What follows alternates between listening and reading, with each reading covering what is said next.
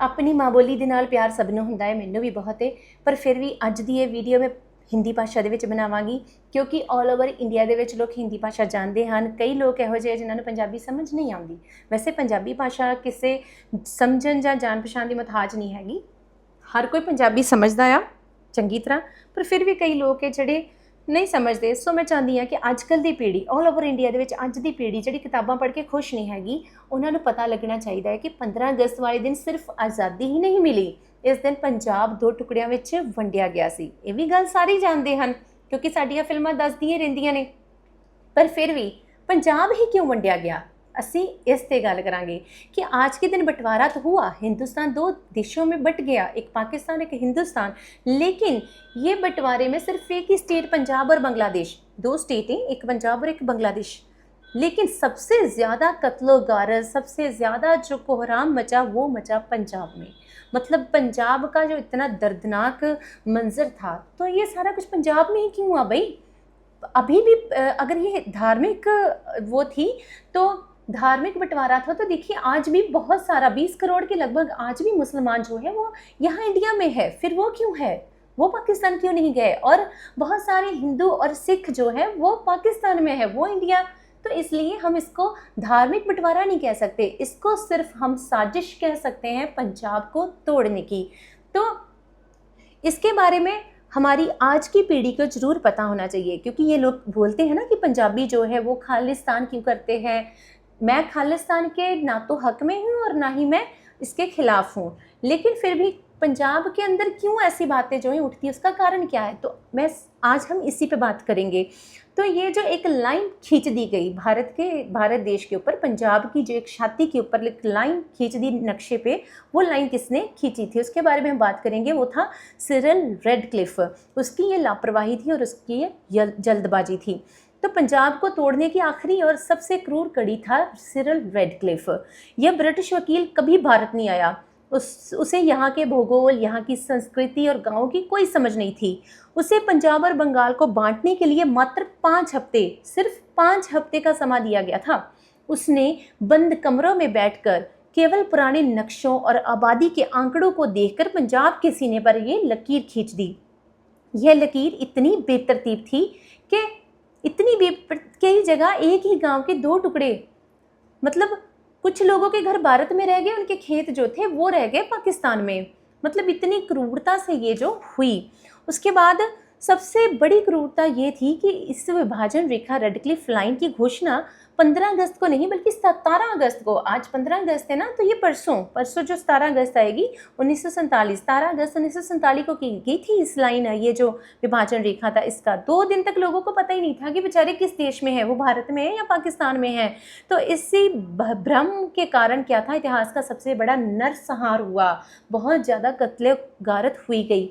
फिर इसके बाद हम बात करेंगे कि क्या पंजाब का विभाजन टाला जा सकता था। इसके बारे में हम बात करेंगे कि पंजाब का जो विभाजन था क्या वो टाला जा सकता था। तो बिल्कुल टाला जा सकता था। इतिहासकारों का मानना है कि अगर अंग्रेज़ों ने सत्ता सौंपने में इतनी जल्दबाजी ना दिखाई होती, लॉर्ड माउंटबेटन ने जून 1948 की समय सीमा को घटाकर अचानक अगस्त 1947 कर दिया था। यह अंग्रेज़ों की साजिश थी। मतलब 1948 को होना था ये सब कुछ, लेकिन उसने 1947 कर दिया। और सेना व पुलिस का बंटवारा पहले ना करके कानून व्यवस्था संभाली होती तो करोड़ों लोगों की जान बचाई जा सकती थी। मतलब उस दिन अंग्रेज़ पहले भी तो शासन कर रहे थे, तो अब क्या हो गया उन्होंने, मतलब उन्होंने ये जो टूटना था ये पहले से उनका प्लान था कि हाँ ऐसा करेंगे। उसके बाद आज भारत में दुनिया की तीसरी सबसे बड़ी मुस्लिम आबादी, लगभग 20 करोड़ से ज़्यादा रहते हैं, जो देश के विकास में हर स्तर पर योगदान दे रहे हैं। पाकिस्तान में वहाँ भी सिंध प्रांत में आज भी लाखों संख्या में हिंदू आबादी रहती है, और ननकाना साहिब और अन्य पवित्र स्थल पर सिख समुदाय के लोग भी हैं ना। तो ज़मीनी हकीकत की अगर हम बात करें तो इतिहास गवाह है कि जनता कभी विभाजन नहीं चाहती थी। आम लोग सदियों से सांझीवालता से रहते थे। सूफी संतों की परंपरा और एक जैसी भाषा पंजाबी के साथ मिलजुल कर रहते थे सारे। फिर अगर यदि पंजाब ना टूटता तो फिर क्या होता, अगर हम कहें कि पंजाब ना टूटता तो फिर क्या होता भी, यदि पंजाब, ये सबसे बड़ी बात है। देखिए आप वीडियो भले ही शेयर ना करो, वीडियो को लाइक भी मत करना, कमेंट कुछ भी मत करना, मुझे कोई व्यू नहीं चाहिए, कुछ मुझे कोई पब्लिसिटी कुछ भी नहीं चाहिए इस वीडियो पे। सिर्फ आप जो जिसके जिसके पास ये वीडियो जा रही है वो सुनो, क्योंकि ये पंजाब का दर्द है, सुनो इसको। यदि पंजाब ना टूटता तो एक महाशक्ति बनता। महाशक्ति, सुपर पावर, समझते हो ना? सुपर पावर आज कौन है? अमेरिका है। तो ये सुपर पावर बनता अगर पंजाब ना टूटता तो कैसे बनता? यदि पंजाब एक ही रहता और भारत पाकिस्तान का बंटवारा ना हुआ होता तो ये पूरा क्षेत्र दुनिया की सबसे बड़ी सुपर पावर बन सकता था। वो कैसे? आर्थिक ताकत। यहाँ संयुक्त पंजाब पूरे महाद्वीप का सबसे उपजाऊ हिस्सा था, पूरे महाद्वीप का, एशिया महाद्वीप का पूरा जो था वो कपास, गेहूं, कपड़ा उद्योग, इसका कोई मुकाबला ही नहीं था पंजाब का। विभाजन के बाद नहरों का नेटवर्क टूट गया, जिससे दोनों तरफ की अर्थव्यवस्था को भारी चोट पहुंची। उसके बाद रक्षा बजट की बचत। आज भारत और पाकिस्तान दोनों अपनी जीडीपी का एक बहुत बड़ा हिस्सा सेना और हथियारों पर खर्च करते हैं, सबको पता है। अगर विभाजन ना होता तो यही अरबों खरबों रुपए जो है वो शिक्षा, स्वास्थ्य, आधुनिक इंफ्रास्ट्रक्चर और गरीबी हटाने में खर्च होते कि नहीं होते? तो इतना सारा जो बजट है वो रक्षा के लिए जाता है, अब सैनिकों के लिए जाता है, फौजों के लिए जाता है, वही लोग अपनी गरीबी मिटाने के लिए करते। इसके बाद भू राजनीतिक दबदबा। बिना विभाजन के इस खंड देश की सीमाएं सीधे मध्य एशिया, पूर्व एशिया, मिडिल ईस्ट और चीन से जुड़ती, जिससे व्यापारिक और रणनीतिक रूप से ये क्षेत्र दुनिया का केंद्र बन जाता। फिर ये ऐतिहासिक भूल क्यों और कैसे हो गई? ये सबसे बड़ी बात है कि कैसे हो गई। तो दोनों तरफ के लोग आज भी वैसे साथ ही है। तो ये क्या था? ये सबसे बड़ा जो कूटनीति थी अंग्रेज़ों की और ये नेताओं की, हमारे जो भारत के थे। तो इसमें भी हम कहते हैं कि इसके पीछे क्या बड़ा कारण हो सकता है? तो इसके पीछे कारण था अंग्रेज़ों की नफ़रत। अंग्रेज़ जो थे वो नफ़रत करते थे पंजाब से। क्यों नफ़रत करते थे भाई? अंग्रेज़ों का एक बदला भी, अंग्रेज़ों ने बदला लेना था, ये सबसे बड़ा पॉइंट है। अंग्रेज़ों ने पंजाब से बदला लिया क्योंकि गदर आंदोलन और क्रांतिकारी जो गदर आंदोलन के थे हमें पता है। तो अंग्रेज़ तो पहले ही चिढ़े हुए थे उनसे, और ये उनको जो था एक ठोस पॉइंट मिला पंजाब को वीक करने का। 1913 से 14 का गदर आंदोलन हो, जहाँ फिर शहीद भगत सिंह, सुखदेव, राजगुरु, उधम सिंह जैसे क्रांतिकारी, करतार सिंह सराभा, इनके जैसे जो थे वो अंग्रेज़ों की हुकूमत को सबसे ज़्यादा चुनौती दी थी।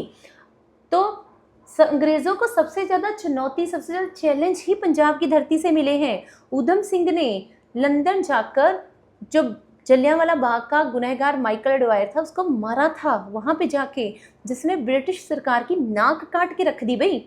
तो अंग्रेज़ इस बात से भी चिढ़े थे, अंग्रेज़ों का डर, उनको कोई हराने वाला तो था नहीं। तो उधम सिंह ने ये उनके घर जाके उनको बताया, उनकी नाक कट गई। उसके बाद आज़ाद हिंद फौज, उसका दबाव पड़ा। नेताजी सुभाष चंद्र बोस जो थे उन्होंने भी जो थी उनकी जो आज़ाद हिंद फौज में लगभग 60% से ज़्यादा जो थे सैनिक और अफसर वो भी पंजाबी थे, पंजाबी सिख, पंजाबी हिंदू और पंजाबी मुस्लिम। तो वो भी जो थे हिंदू, सिख, मुस्लिम जितने भी फौज में थे वो भी ज़्यादा 60% से ज़्यादा जो पंजाबी थे। अंग्रेज़ों को समझ आ गया था कि अब ये पंजाब के सैनिकों के भरोसे भारत पर राज नहीं कर सकते हैं, ठीक है। वो भारत पे उनके पास भी तो यही थे ना सैनिक। तो जाते जाते तबाही मचाना उनका जो प्लान था। अंग्रेज़ों ने जानबूझकर विभाजन रेखा, रेड क्लिफ लाइन की घोषणा 15 अगस्त की बजाय 17 अगस्त को की। उन्होंने ऐसा इसलिए किया ताकि दंगे भड़के और दुनिया को ये दिखाया जा सके कि देखो हमारे जाते ही ये भारतीय आपस में लड़ रहे हैं और हम ही इन्हें संभाल सकते थे। ऐसा उन्होंने दिखाया, मतलब ऐसा दिखाने की कोशिश की। तो पंजाब की इस तरह तोड़ना अंग्रेज़ों की सोची समझी और क्रूर विदाई थी। तो ये अंग्रेज़ों ने क्या थी, गद्दारी की, क्योंकि पहले भी वो सारा संभाल रहे थे, लेकिन उन्होंने पंजाब को एक ऐसे हाल में छोड़ दिया।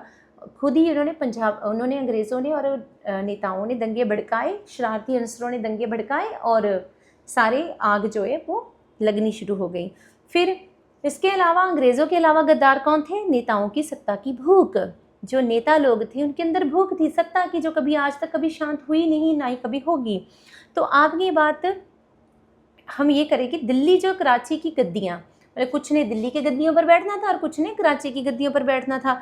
तो इसी जल्दबाजी के चक्कर में उन्होंने पंजाब की बलि चढ़ा दी।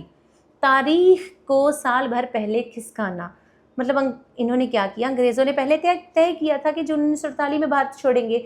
अगर जून 1948 तक का समय मिलता तो सेना, पुलिस और ज़मीनों का बंटवारा शांति से हो सकता था, बिल्कुल शांति से, मतलब टाइम मिल जाता ना, तो पुलिस को थोड़ा वो प्रिपेयर करते सबको, है ना, कि कैसे लोगों को संभाला जाए। लेकिन लॉर्ड माउंटबेटन ने नेताओं की सहमति से इस तारीख को अचानक 1 साल पहले, नेताओं की सहमति से, सुनिए ध्यान से, नेताओं की सहमति से इस तारीख को अचानक 1 साल पहले यानी कि अगस्त 1947 को कर दिया। इतनी जल्दबाजी केवल सत्ता की कमान तुरंत हाथ में लेने के लिए ही की गई थी। जनता की सुरक्षा की अनदेखी भी हुई। जब पंजाब जल रहा था तब बड़े नेता क्या कर रहे थे, दिल्ली में आज़ादी के जश्न के भाषणों का ड्राफ्ट तैयार कर रहे थे। पंजाब के गवर्नर ने उस समय लिखा था कि केंद्र की नेताओं को पंजाब के गांवों में मर रहे आम लोगों की चीखों से ज़्यादा चिंता इस बात की है कि किस मंत्रालय की कमान किसको मिलेगी। पंजाबियों का स्वाभिमान और वापसी। लेकिन देखिए, पंजाब की स्पिरिट ही ऐसी है जी, द स्पिरिट ऑफ पंजाब की हम बात करें तो अंग्रेज़ों ने बदला लिया और राजनेताओं ने पंजाब के टुकड़े किए, लेकिन वे पंजाब की रूह को कभी नहीं मार सके। विभाजन के बाद भी खाली हाथ बिना घर बार के आए पंजाबियों ने अपनी कड़ी मेहनत, अपनी खुददारी और अपनी चढ़ती कला के दम पे फिर से अपने पैरों पर खड़े होकर दिखाया। आज भी भारत का पंजाब हो या पाकिस्तान का पंजाब, दोनों तरफ के लोग अपनी प्रगतिशीलता के लिए ही जाने जाते हैं।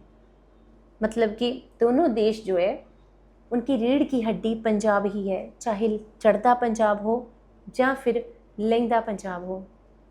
सो आज हमारी बात जो यहाँ तक ही है। तो बेटा, मेरी सभी विद्यार्थियों से, जो छोटे बच्चे हैं, आजकल की पीढ़ी है, आने वाला फ्यूचर आप लोग ही हो, तो मैं चाहती हूँ कि आप सारे लोग अच्छे से किताबें पढ़ा करो, क्योंकि किताबों के बिना आपको सही नॉलेज कोई नहीं देगा। और आजकल अगर आप किताबें नहीं पढ़ोगे ना तो पता भी नहीं चलेगा कि कब रातों रात आपकी किताबें ही बदल दी जाएगी। तो अगर आप पढ़ने की आदत डालोगे तो आपको पता होगा कि कहाँ से बदल दिया गया है सिलेबस और कहाँ से सही है। सो आप सभी